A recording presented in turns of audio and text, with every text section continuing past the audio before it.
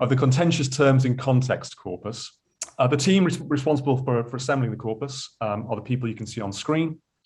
We're all part of a sort of pan-organizational group called the Cultural AI Lab, which is interested in explainable AI in handling bias in cultural data sets. So we have Jacco van Ossenbrucken from the Free University, Andrei Nestorov, a PhD student with CWI, his group leader in the human-centered data analytics group, Laura Hollink, Valentin Vogelman, who is my fellow co-presenter, you see in a moment, and he's a researcher, myself a PhD student, and Marika von Erp, and the three of us are part of the kind of a digital humanities lab. What is ConCon Core was constructed in part from funding from Europeana as a grant winner from the Tech Challenge earlier this year. And the results of the data set and the paper that goes with that are being published in this year's KCAP, just for your information. What is ConCon Core? Or what is contentious terms in context? It's very much what it sounds like. It's a textual data set of Dutch language, contentious or problematic words, together with the context window in which they appear, taken from the Europeana newspaper collection. The words, these potentially contentious words in question, were chosen as words with a high degree of relatedness to Dutch colonial activity. Hence, we've extracted newspaper snippets in that pre-Dutch colonialization period of 1890 to 1941. And the thing that makes this data set informative is that along with these snippets, we have human annotations denoting each word in context as contentious or not. And for each one of these snippets, each one of these samples, we've got multiple human annotations. What do we mean by contentious? Explicitly, as you can see on the presentation slide there, this is an extract from the instruction set we issued to the annotators. So we asked them to consider contentious as being those words that they deem to be abusive, derogatory, hurtful, or otherwise inappropriate by current standards, and to very much ask themselves whether they would use that term now or be surprised by others' use. And just to sort of reiterate and underline this, we're not asking annotators to put themselves in the shoes of the people who wrote the snippets or indeed interpret the times then. It's very much a question of what's suitable now, because we're interested in curating a data set that is representative of modern sensibilities. Why do this? Well, it follows on from related initiatives and sort of general ongoing discussions in society, not just in the Netherlands, but in other parts of the world, particularly Europe, where institutions are reflecting on the appropriateness of language as to how they describe their collections, how they characterize the past. So, for instance, in 2019, the Amsterdam Museum, they decided to cease using the term Golden Age. Golden Age, of course, has inherent positive connotations in trying to use it as a synonym for a time period in Dutch history. But of course, it sort of fails to capture, or arguably fails to capture, the potentially negative viewpoints that other peoples may hold in association with that. Similarly, the National Archives, they've issued a statement that this is something they intend to look at, although they as part of that statement, they make it very clear that, of course, old descriptions themselves have value, so it'd be a shame to lose those. So it's a subtle issue, and the Dutch National Museum of World Cultures produced the Words Matter publication, which is quite a nice comprehensive list of predominantly colonial-related vocabulary. which discusses why such vocabulary may be contentious and inappropriate in certain contexts, and suggests alternative vocabulary instead. So at this point, I'm afraid I have to mention that the nature of the data set is such that it does contain quite unpleasant extreme language at certain points. And any such language or descriptions that can be found in the data set should no way be interpreted as being reflective of the author's viewpoints. Quite contrary to that, we're very interested in producing a data set that enables the production of tools to sensitively handle such biases. So be aware. So why isn't dealing with contentious language just a simple case of search and replace? Well, this is because contentiousness is not solely the property of a word or phrase. So take, for example, the slide you can see at the moment. It's an extract from the Europeana data set. It's a photograph of a Javanese royal family visit to London. And it uses the word exotic to describe the visitors. And if you look in, say, the Words Matter publication, it notes that exotic as applied to people, it's emphasizing difference from the norm, and quite often it has racial and sexualized undertones. But of course, the word exotic applied to foodstuff or animals, that's fine, that's acceptable. It doesn't carry those same contentious connotations as applied in this different context. So again, just to emphasize that the notion of contentiousness is not just tied to the word in question, it's very much tied to the context in which it appears and the perceptions of the people reading it. So concretely, what does our data set look like? So we have a sample, which is a 5-sentence block of text extracted from our newspapers, centered around a potentially contentious word, in this case, exotic in the example. That's the English translation, their Dutch language. We provide typically 7 or more human annotations from different people, whether or not it's contentious, not contentious, I don't know, or there was a bad OCR option. By providing multiple annotations, it's an attempt to facilitate and make reasonable the use of the data set for machine learning applications. You can arrive at a majority vote, a consensus, if you like. And in addition, we provide metadata.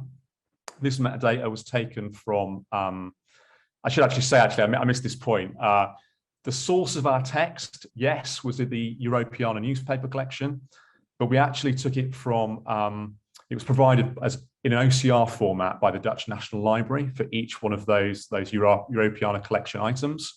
So as part of that, we're able to provide metadata information that might be useful when you come to grips of understanding this data.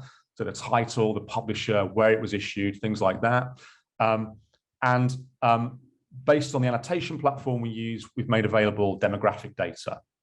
So for each human participant, where available, we have information like age, gender, country of birth, various bits of information that might be useful in understanding the viewpoint of this person. You know, what's their background? So how do we make the data set? Well, we took query terms from the Words Matter publication. We conducted it in 2 rounds, 2 studies, 2 sets of people. And we sort of, we took some suggestions from those people, added those to our original query terms to give us 91 in total of potentially contentious words or words that occur in contentious contexts. We then sampled the Europeana data set, specifically the KBOCR available information. We sampled within our defined pre-Dutch decolonialized time period, so it's pre-war, 50 years before that, stratified sampled by decade, by each one of our query terms that we think might be interesting and might yield contentious results, and by distribution location as well, because it was an opportunity to explore subtle variations that you might expect if you distribute a population to different locations. We did 2 sifts. So in the first sift, we collected quite a lot of information. We built language models from this, so just probability of token occurrences, which let us estimate the probability of paragraphs, if you like, to try and remove some of those irregular cases, so OCR errors. And we passed it through 2 groups of people. In the first instance, we have expert annotators. These are researchers predominantly with humanities expertise that belong to Canave. And they provided 20 sets of 50 annotations. And then we had our large-scale crowdsourced annotations. These people were paid, which the Europeana funding was used towards, and they provided the bulk of our annotations along with demographic data. So what's our contribution in all as a data set? About 22,000 annotations, just under 3,000 samples with metadata. The majority of those have 7 or more human annotations. Where those annotators are the crowdsourcing component, we have demographic data, and owing to potential issues you might find with anonymous crowdsourced data, we provide a consistent set of 5 control questions that were previously judged as being fairly unambiguously contentious or non-contentious. We provide a data sheet, which describes the authors, the processes we used, where we think this data set lacks, where it's strong. We provide code freely available so you can recreate this, inspect what was done. And we provide, in the form of an associated paper, preliminary analysis of the results, which my colleague will now describe. Thank you, Ryan. As Ryan said, I will, for the remainder of this presentation, walk you through some of the analysis that we did. They're all very exploratory, sort of preliminary analyses that we're digital humanities researchers, so we find submitting data sets to machine learning algorithms and statistics interesting in any case, but we also did these for 2 specific reasons. The first one being just to check that the promises that Ryan described are actually fulfilled by the data set that we created. So it's kind of a quality check. It's really trying to see if this is a useful data set for machine learning, but also for bootstrapping analysis in the future and maybe extending data sets. And the second one is more geared towards AI, partly also related to some of the projects that we're doing sort of on a daily basis, which is creating culturally aware AI. And so there the question is also, could we potentially use this data set to inject some knowledge about problematic language, about contentious language into AI. So first, what you see here is a scale where we put all the terms that we had. And this is just to show that we actually found quite an intricate landscape of contentiousness in terms of these words that we selected. So very explicitly, these are taken out of context, but it's still quite intricate. So just to let me walk you through it. On the left-hand side, we have all the terms that were never judged as contentious by anyone in any context. And words that you find here are words like ethnicity and roots, for instance. Arguably, these are just sort of neutral terms that are related to culture, to colonialism, but don't talk about people themselves. So presumably that's why they were never deemed contentious. Then we have terms like Quinti and Inuit, and those are interesting because they do refer to people. Quinti is a people in modern-day Suriname. They are terms that refer to people, but they are their own chosen self-denominations, and that's presumably why they're not deemed contentious, because these people would like to be referred to themselves with these terms. In the center column, we have words like slave, dwarf, Eskimo, misformed. These are all clearly terms where it really depends on the context and maybe also on the perception of the annotator, whether this word would be contentious. And for instance, dwarf is another case like exotic that Ryan mentioned, where it really depends on who you're referring to. If you're referring to an animal, it's fine. If you're referring to a person, it's not. And then on the right-hand side, we have these terms that were always deemed contentious, or almost in all cases. And as you can see, we have all sorts of compound nouns that contain the Dutch version of the N-word. We also have ape man, which again, if you use it to refer to people, that's always pejorative and always abusive language. So there was a high degree of consensus about this. But again, the ones in the center column are maybe, for our purposes, the most interesting ones, because they're the ones where annotators disagree and maybe also where context plays a role. So to get more grip on how subjective is this, how much does the subjectivity play a role, and also because we have an annotation task, it makes sense to look at the annotator agreement.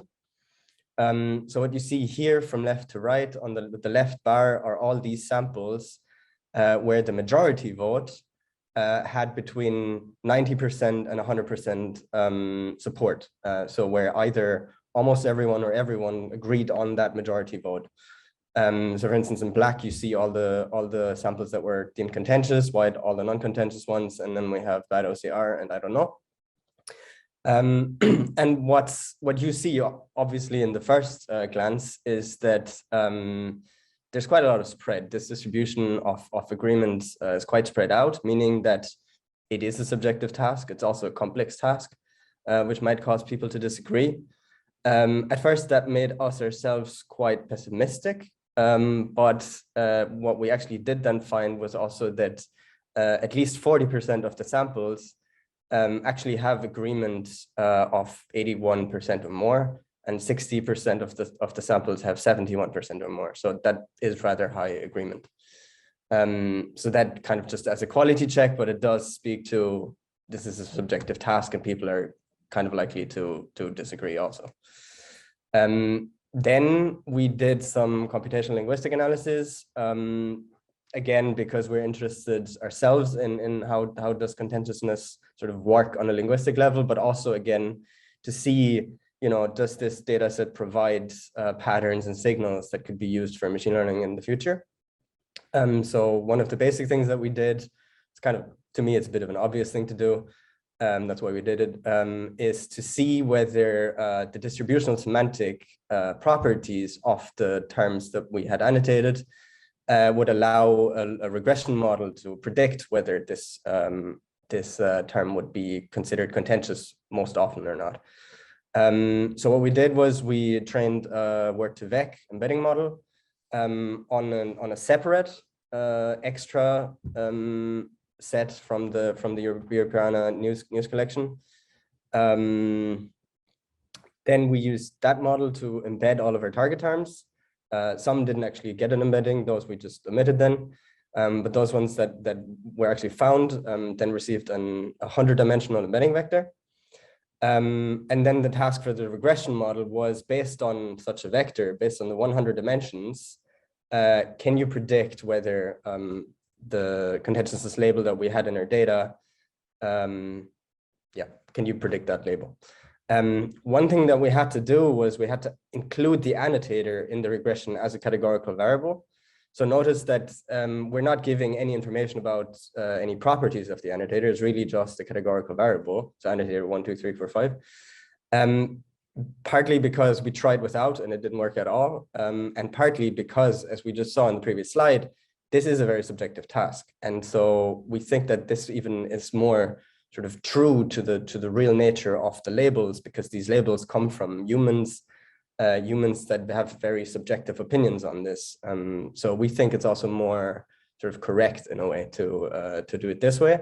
So the final logistic regression model has access to two variables, the annotator and the embedding, and then predicts whether this annotator found in the majority of contexts this target contentious.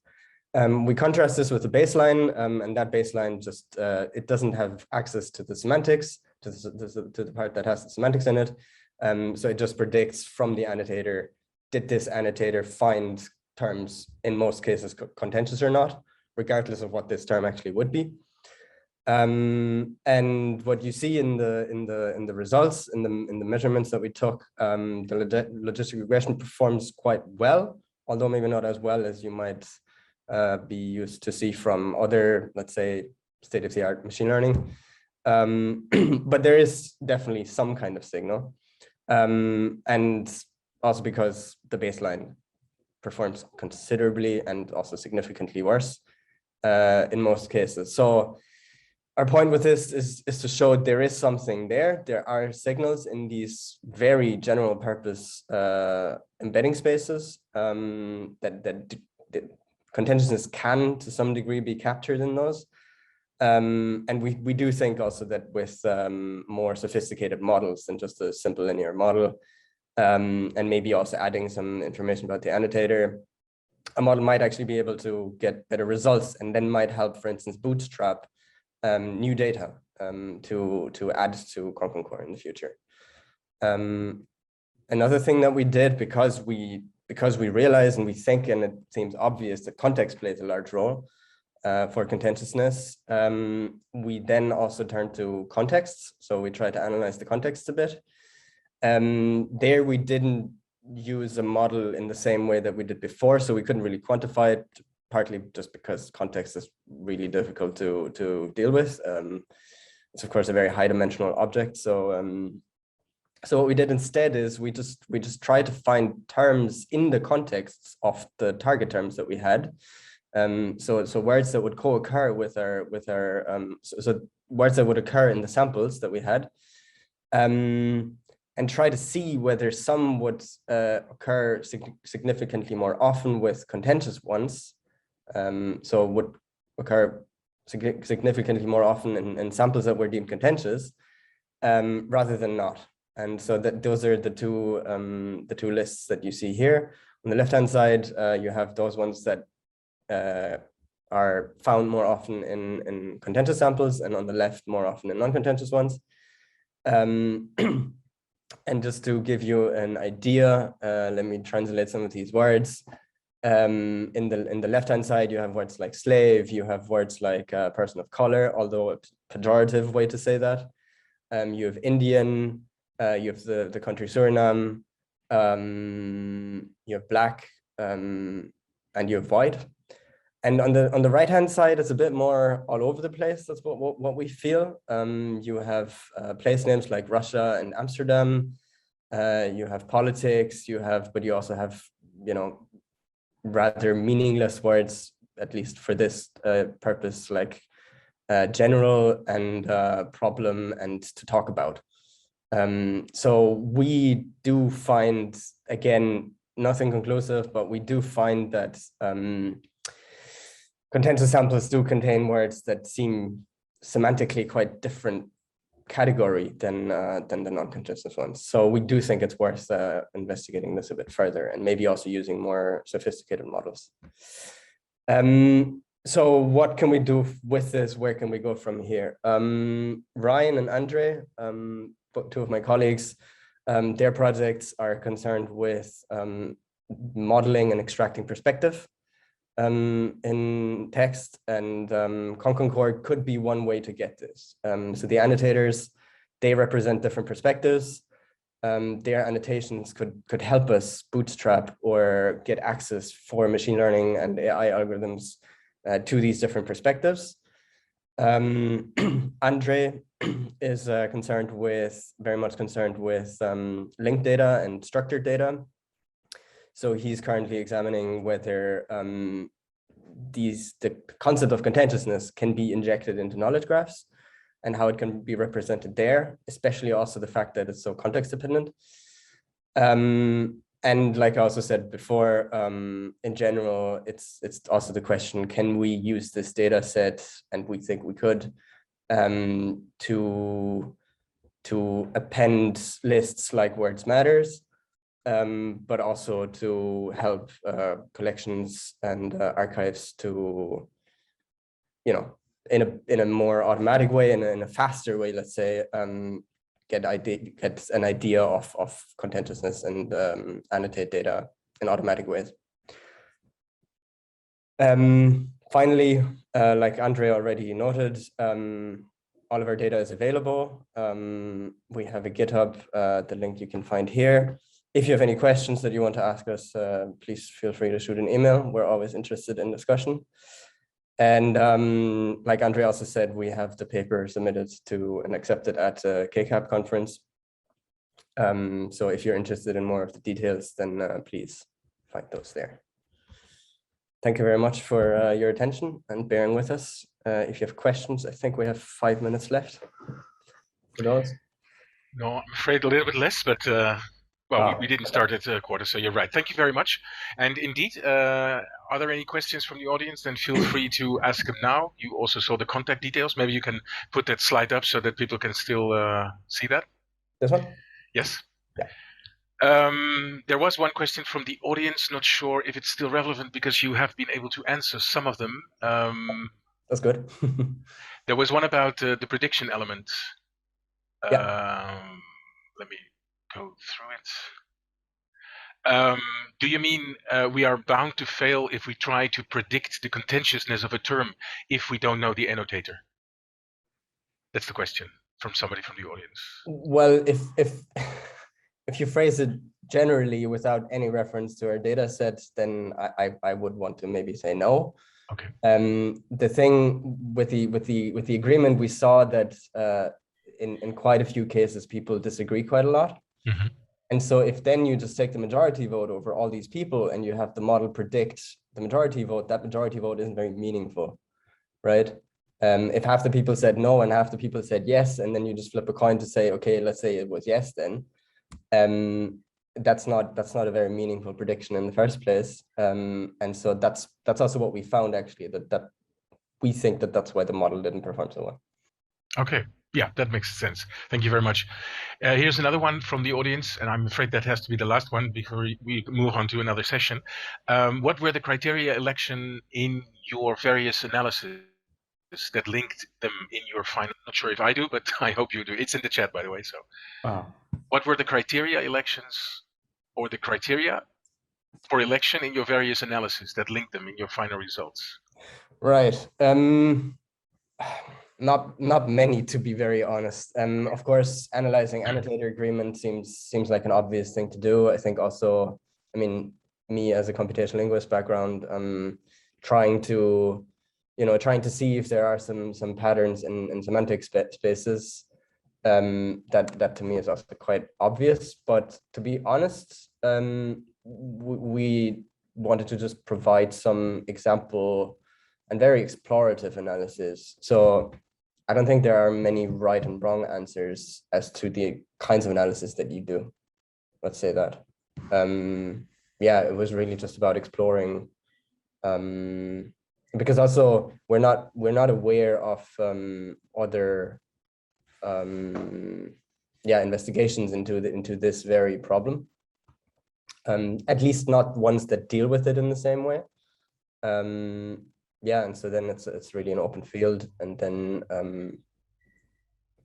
I think you can do pretty much anything. Okay, I hope that answers the question. Thank you very much for this presentation. I hope people were able to write down your contact details so that they can contact you in the future. I would like to thank you for this session. I will end the recording now, and I will close the Zoom as well. Thank you very much. Thank you. Thank you.